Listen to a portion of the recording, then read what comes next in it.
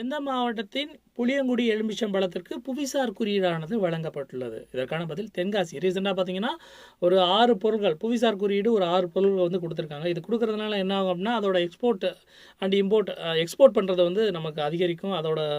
என்ன சொல்கிறது, அதோட தேவைகள் அதிகரிக்கும். ஸோ அதன்படி பார்த்தோம்னா தென்காசியிலேருந்து புளியங்குடி எலுமிச்சம்பழத்துக்கும் செட்டிக்குளம் சின்ன வெங்காயம், பெரம்பலூரை சேர்ந்த செட்டிக்குளம் சின்ன வெங்காயத்திற்கும் பன்ருட்டி பலாப்பழம் மற்றும் பன்ருட்டி கடலூரில் உள்ள இந்த பன்ருட்டி பலாப்பழம் மற்றும் முந்திரிக்கும் விருதுநகர் சம்பாவத்தல் மற்றும் ராமநாதபுரம் சித்திரைக்கார அரிசிக்கு வந்து இந்த புவிசார் குறியீடானது வழங்கப்பட்டுள்ளது. தமிழகத்தில் உள்ள குடும்ப நல நீதிமன்றங்களின் எண்ணிக்கை எவ்வளவு? இதற்கான பதில் 40. இந்த குடும்ப நல நீதிமன்றங்கள் பார்த்தீங்க அப்படின்னா குடும்ப நல நீதிமன்றங்கள் சட்டம் 1984 படி இந்த நீதிமன்றங்களானது அமைக்கப்பட்டுள்ளது.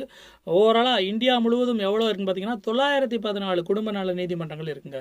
ஸோ இவங்களோட வேலை என்னன்னு பார்த்தீங்கன்னா சமரசத்தை ஊக்குவிப்பது, விரைவான தீர்வை பெறுவது. அதாவது கணவன் மனைவியாக இருக்கட்டும், இல்லை உறவினர்களாக இருக்கட்டும், அவங்களோட கருத்து வேறுபாடு இல்லை சண்டை பிரச்சனைகள் ஏதாவது வந்தது அப்படின்னா அதை வந்து ஒரு இதாக எடுத்து அந்த கேஸுக்கு வந்து விரைவாக தீர்ப்பு வழங்கணும்.